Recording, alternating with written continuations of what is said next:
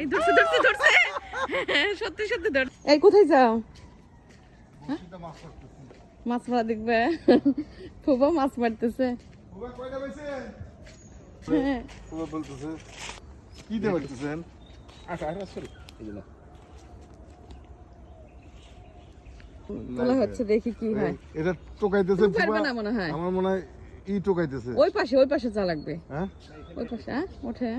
এই টোকাইতেছে লাভ তো টিটকা পুটি আছে না, অনেক মাছ আছে ওই পাশে মনে হয় উঠতেছে ওইখানে। আমি একমাত্র ব্যক্তি এলাকার মধ্যে জীবনে কোনোদিন মাছ মারিনি। বুঝছেন বাবা, সবাই মারছে।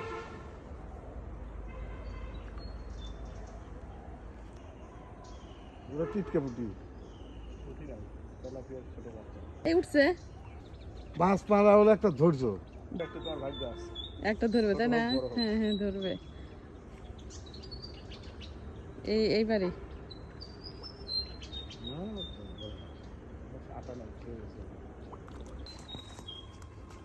এবার উঠবে।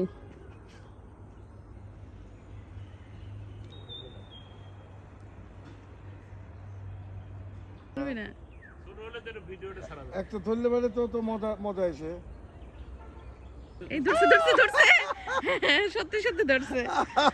এইটাই এতক্ষণ মনে হচ্ছে টিপ টিপ করছে পুটির মতো বড় ওইগুলা ধরছে। এই যেগুলো ছাড়ছে খুলে ছেড়ে দাও। খুলে ছেড়ে দেবো। হ্যাঁ এত ছোট তো না, ধরছে তো তাও শক্ত। আমি তো ধরতে পারছি, এই তো আমার বিশাল ব্যাপার।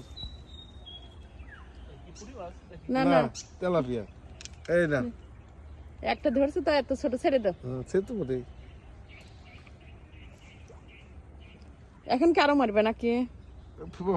যে মাছ দেখতেছে মাছ সেই ধরছে